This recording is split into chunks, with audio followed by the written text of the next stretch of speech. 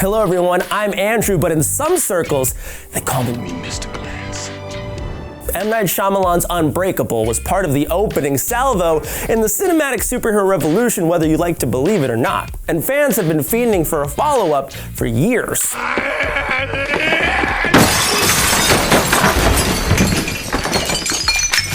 As a groundbreaking serious look at superheroics, Unbreakable was ahead of its time. But is it still relevant in a world where the Avengers have already assembled and we've stopped being so serious?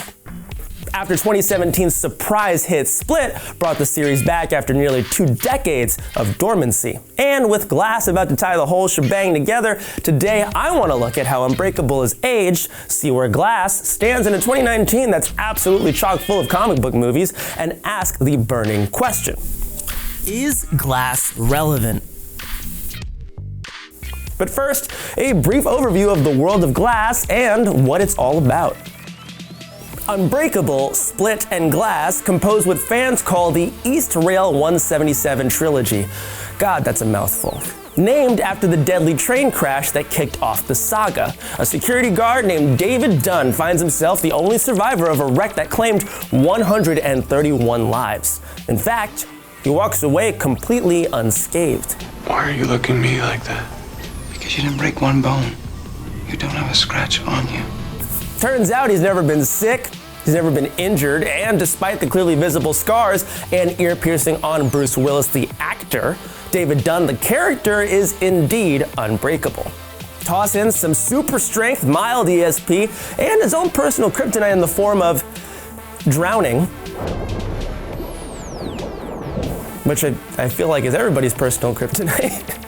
And you've got all the makings of a superhero. He's even got a costume. The only thing missing is a villain. Enter Elijah Price, a dealer in comic art who was born with osteogenesis imperfecta, a rare disease that makes his bones as fragile as, well, glass. I was born with glass bones and paper skin. Every morning I break my legs, and every afternoon I break my arms. Oh, no! No!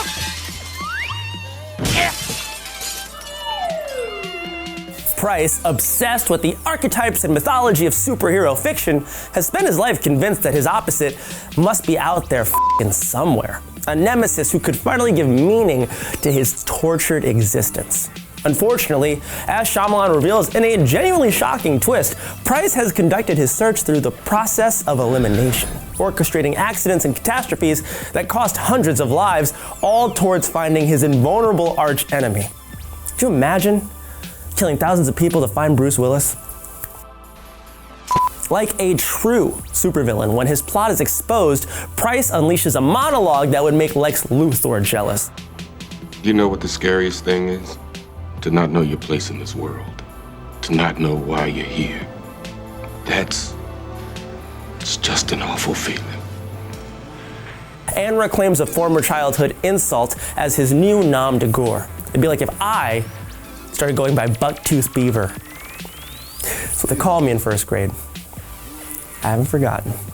Coming hot off the heels of Shyamalan's breakout hit The Sixth Sense, Unbreakable was seen as a disappointment at the box office, but it was appreciated as a somber, in-depth look at the birth of a superhero in a world not unlike our own. 17 years later, Shyamalan shocked the world by A, releasing a movie that's not a complete shit show, and B, returning to the same universe. Split introduces us to Kevin Wendell Crumb. Nerd! Sorry, just a really f***ing nerdy name. A mild-mannered man suffering from dissociative identity disorder. 23 personalities, or alters, are battling for control of his brain, each one born from his past trauma. There's Barry, the flamboyant fashion plate, Orwell, the overly verbose nerd, the naive 9-year-old Hedwig, and so on. Each alter doesn't just change Kevin's personality, he undergoes a physical transformation as well, especially when the beast is finally unleashed. The 24th persona is a ruthless, deranged killer with an arsenal of superpowers and a taste for human flesh.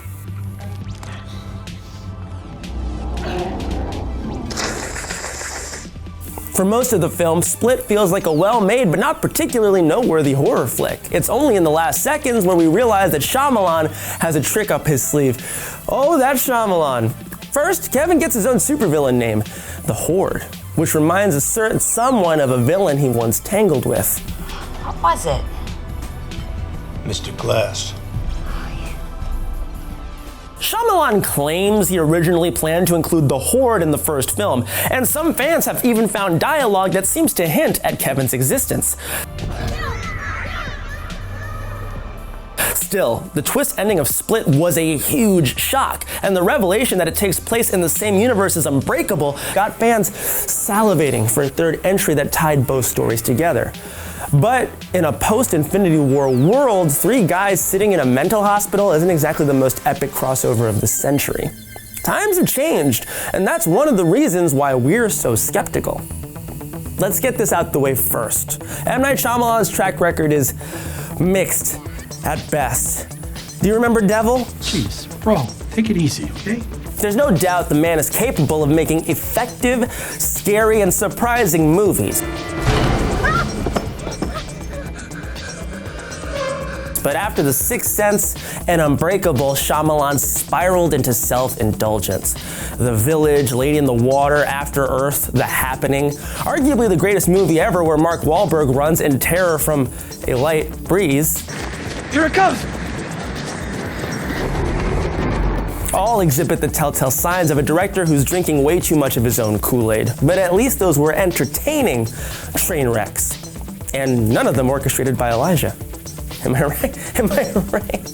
Some cinematic sins are truly unforgivable though, and I'll never get over how badly Shyamalan botched The Last Airbender. It wasn't even an Avatar movie. It was a disgrace.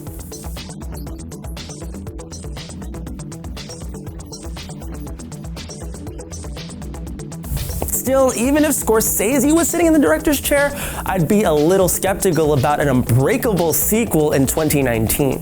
When it first released in November of 2000, cinema was in a very different place when it comes to superheroes. This is the stupidest thing I've ever heard. You want to get out of my way? The game-changing X-Men movie had only debuted a few months earlier, and we were still 8 years away from Iron Man skyrocketing superheroes into the mainstream, which leaves Unbreakable in kind of a weird spot. Even after Blade and X-Men, Hollywood was still kind of embarrassed to fully embrace the corniness at the heart of comic books. The bad taste of Batman and Robin still lingered, which means that bright colors, silliness, and temperature-based puns were just off the table. On the other hand, Batman Begins hadn't yet taught us how to do a grounded superhero story without sacrificing the costumes and spectacle. Unbreakable doesn't really find that balance, and to be fair, it doesn't try to find that balance. It's realistic, but in this case, that's kind of a synonym for boring. There are a lot of scenes where Bruce Willis makes a pouty face and stares at his son for what seems like hours.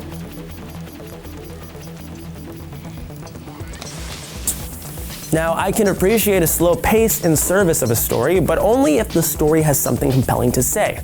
Unbreakable is a fairly shallow exploration of comic book tropes. It gets the very broad strokes right, but it doesn't bring anything new or exciting to the table. Hey, did you know that villains tend to wear secondary colors, or that heroes usually have big, strapping jaws? Golly gee whiz, if you think about it, Hercules and Gilgamesh were basically superheroes. Young man, we need a professional hero, not an amateur. It's surface-level insight that doesn't take into account how nuanced and complex comics can actually be. And these days, the hero is the opposite of the villain is almost as tired as, what if Superman, the Jesus? But that's only because the landscape has drastically changed over the last 19 years. That's probably the biggest reason why we're intrigued.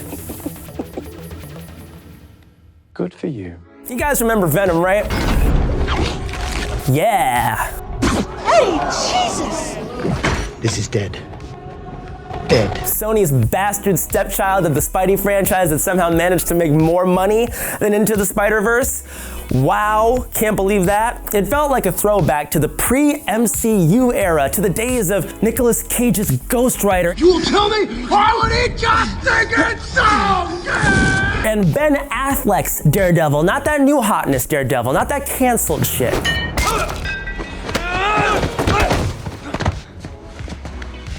Before things like tactical spandex and post-credit stingers had become rote and standardized. Nobody knew what to make of it or what to expect, and that's what made it so great. I get those same vibes from Glass. It's like we've just defrosted a caveman who was frozen in the days before cinematic universes, before bizarre heroes like Ant-Man and Groot could rake in billions at the box office. Oh, by the way, this is a friend of mine, Tree. I am Groot! I am Steve Rogers. Imagine, just imagine if Tobey Maguire slipped on the Spidey suit one last time a decade after his last dance, or if Michael Keaton donned the cowl again 27 years after he last returned.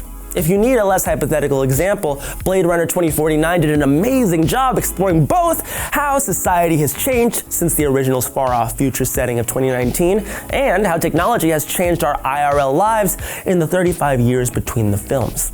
Glass is reportedly incorporating unused footage Shyamalan shot during Unbreakable, which just drives the point home even further. David Dunn is a relic from a time where it wasn't cool to like superheroes, and now he's returned to a world where your grandma knows who Ego the Living Planet is.